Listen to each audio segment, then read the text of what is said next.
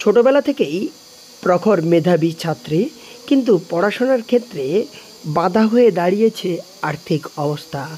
বিশেষ করে উচ্চশিক্ষার ক্ষেত্রে আর্থিক অবস্থা আরও বেশি করে প্রকট হচ্ছে। কারণ এবার উচ্চ মাধ্যমিকে ভালোভাবে পাশ করার পর ডাক্তার নিয়ে পড়তে চায় ওই কৃতি উচ্চ মাধ্যমিক পরীক্ষার্থী, কিন্তু সেক্ষেত্রে তার বাধা হয়ে দাঁড়াচ্ছে পারিবারিক আর্থিক অবস্থা। এ বিষয়ে ওই ছাত্রীটি জানান, উচ্চ মাধ্যমিকে এত ভালো রেজাল্ট, কি হতে চাও? ভবিষ্যতে ইচ্ছে আছে ডক্টর হওয়ার। কতটা এত সাফল্য কার অবদান বলবে? সব থেকে বেশি অবদান বলতে গেলে তো মায়েরই।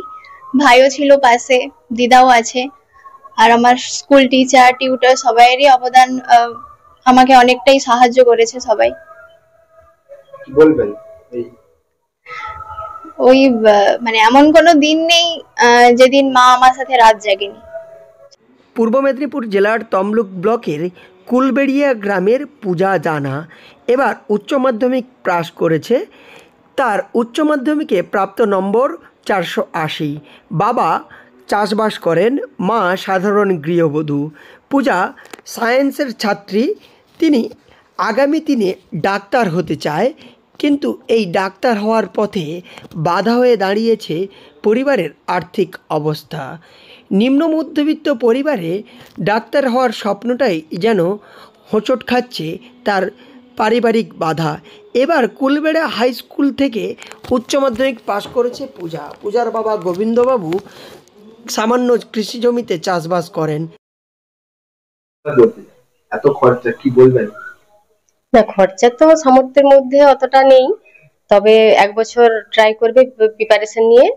ওই ফিজিক্স ওয়ালা বলে যে একটা ওদের অনলাইন ক্লাস হয়, তাতে পয়সা খুবই কম, সেটা 4-5 হাজার টাকা হলেই হয়ে যায়। ওখানেই ভর্তি করে ভাবছি এক বছর ট্রাই করে তারপর পরীক্ষা দিয়ে।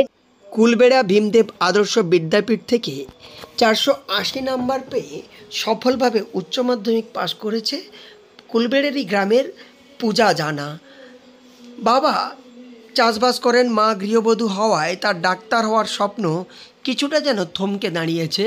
পূজার মা জানিয়েছেন যে প্রাইভেটে কোচিং নিয়ে 2 বছর দেখবেন, তাতে যদি সরকারি কোনো কলেজে পড়ার সুযোগ হয় তাহলে তারা চেষ্টা করবেন, কিন্তু তার বেশি সামর্থ্য তাদের নেই।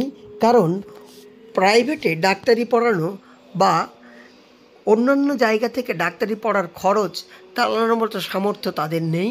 ফলে ভালোভাবে উচ্চ মাধ্যমিক পাশ করার পরও আর্থিক অবস্থা বাধা হয়ে দাঁড়িয়েছে পূজা। পূর্ব মেদিনীপুর জেলার তমলুক থেকে সৈকত সিএর রিপোর্ট, লোকাল 18 বাংলা।